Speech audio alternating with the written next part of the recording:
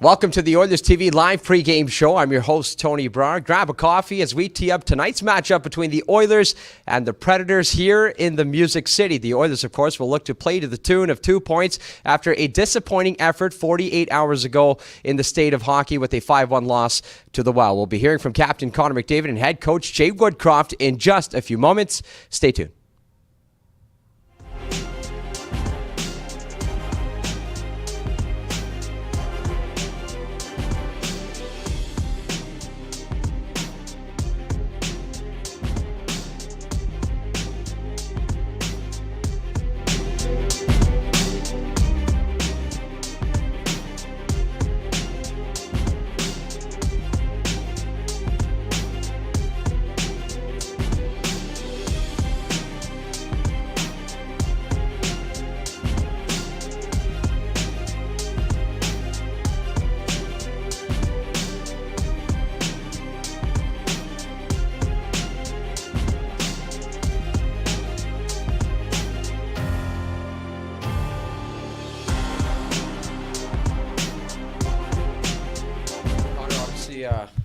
Setbacks are going to happen. And, of course, you guys had one 48 hours ago. How much does your team kind of look forward to the challenge of bouncing back and proving that you guys are legit and you guys are en route to becoming that great team you guys always talk about? I mean, it's not the first time we've lost a game. Obviously it was an ugly loss, but, we've bounced back before, and obviously we're hoping to do that tonight. Have you assessed your team's ability to bounce back this season? It's been good, sometimes, we had that little 6-week stretch there where we didn't bounce back from anything, but, lately it's been good, and, obviously we need to continue that trend. You guys are going to, by the looks of things, have to run right through the tape at the finish line. Like every game is going to be something. Other clubs, can rest their guys a little bit. What's the benefit in the way you guys are likely going to have to finish the season? I think there's going to be most teams in the West are going to have to do that. It's a tight race, lots of different teams into it. The benefit, I guess, would be, come playoff time, you're already playing playoff hockey. We've been playing playoff hockey now for a long time, and, every game matters, and, this one's no different. Is fatigue even a thing for the guys like yourself and Leon and Darnell who play a lot of minutes? No. I think every team's top guys play a lot, and, we're no different here. Okay, the heart. People talk about the heart. If you can't vote for yourself, who are you voting for? I don't have a vote, so I got a Ted Lindsay vote, but I like to keep that to myself. But there's lots of good options this year, lots of good players, lots of guys having good years. It's let you guys pick. You've played around the league now, been in the league for a long time. Tell me about playing the game in Nashville. fun to be in the rink in Nashville from where we sit. What's it like from where you're sitting?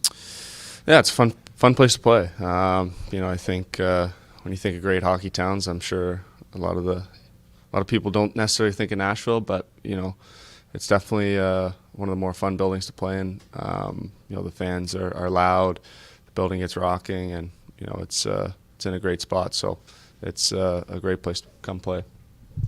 Connor, it looks like Mike Smith's getting the start for you guys. Over the last month or so, he's really been able to turn his game around. Just maybe talk about what that means to you guys as a group to see a goaltender find his rhythm again, and it's such an important part of that locker room as well. Yeah, he's been good. Both guys have been good. We've got full confidence in both guys, and whoever's in the net, we know is going to do the job. And Smitty, like you said, the last little whiles, really found his game, and stopping pucks but moving pucks, amazing as well. So he's really helped us out back there. Yes, he's in the right place. He's getting lots of chances, but they're not going in. But you goal scorers always say, as long as we're getting our chances, we're happy. Is there any role or any help or any instruction or anything you can do to help a young guy kind of get over the hump here?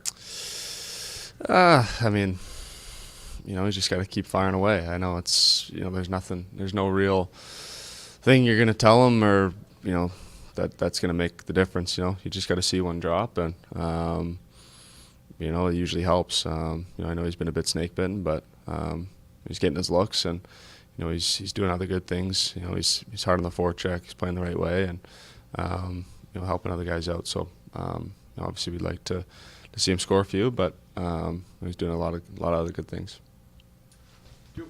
Right.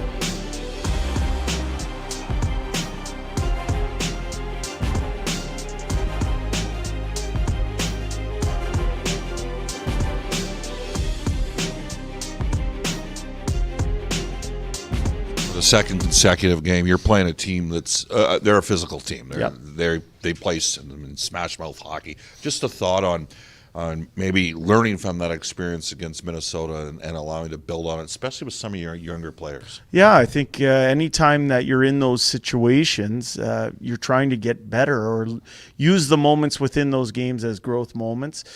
Certainly, we talk about them as a team, both individually to certain players, but also collectively as a team. I think as we move forward here, we should expect this type of hockey. It's conditioning us for the type of hockey that gets played in the month of May. Jay, you've got a real good handle on numbers. I mean, the team's got just the 7 goals in the last 4 games after scoring. Does that just happen where you go through little, or were there certain things that aren't happening in your game to create more offensively? Well, I do think as the league narrows here and as things, the light at the end of the tunnel of the end of the season heading into the playoffs, I think teams play a little bit tighter. So you have to understand the type of hockey that's being played. However, I do think there are some things that we can do better offensively. I think there's some individuals who can convert the chances they are getting. I think there's things we can do as a team to be a little bit harder on offense, a little bit more physical on offense, getting to harder areas so that you're not one and done in the offensive zone. You're creating second and third chances, and that's the time of year we're at. We're at the second and third chance type of year. And in order to have second and third chances, you need second and third efforts. Looks like you're going to have to run right through the tape at the end of the season. There's some clubs that are going to be able to rest some guys and take it easy. By the looks of the Pacific, you're going to have to, like I said, run through. Is that preferable for a coach? Would you rather have that, or would you rather have a little bit of breathing room in the last few days? I've felt like that since we've got here, or Dave Manson and I came up from Bakersfield. It's felt like that every day. It's what we know. I think when you have the type of mindset that we're trying to get to, which is taking it one day at a time, and remaining even keeled no matter what happens. I think when you do that, you break things down. You're not worried about the big picture, so to speak. You're worried about what it's immediately in front of you, and we're doing what we know here. And if that's the way it plays out, that's the way it plays out. Smith tonight?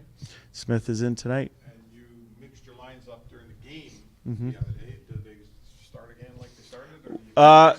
Yeah, you know what we want to in that game, we just tried to create a spark. We didn't think we had much going on in any way, so we tried to move some chess pieces around the chessboard, and we have some good options here for tonight. So we'll see what happens with regards to our lines. Jay, Jay, in your now a little bit more extended period of time of being around Mike Smith, what's he like in the locker room? We always hear about the leadership and how fiery he is, but what's he like in your eyes? Yeah, I actually had a little bit of an experience with Mike at the 2015 World Championship. So we've won together. I have a good understanding of what he brings. First of all, forget the off-ice stuff. On the ice, I think he's a goaltender that inspires confidence in his team, especially when he's feeling at his best and at the top of his game. I think his puck handling is a real factor, and it forces the other team to adjust some things just based on the way he handles the puck. He's put a lot of work in here recently to feel good at the right time of year. As a person off the ice, what people don't get to see is his leadership ability. He's somebody who's a presence in every room that he walks in, and he's not afraid to share his opinion. And I think that comes from a personal confidence that he has. He's earned the right to feel that way just based on his career in the National Hockey League and all the work that he puts in. So I'm glad that he's on our team. You talked about sharing his opinion, not afraid to do that. Does that instill a sense of accountability throughout the room? Sure, accountability, but also I think he's sharing his experiences. And we have some people of that caliber on our team, some people with some great experiences. Duncan Keith's another person that comes to mind. These are men who are still inspired to help lead others get to where they want to get to, and we're thankful they're on our team. Thanks. Thanks,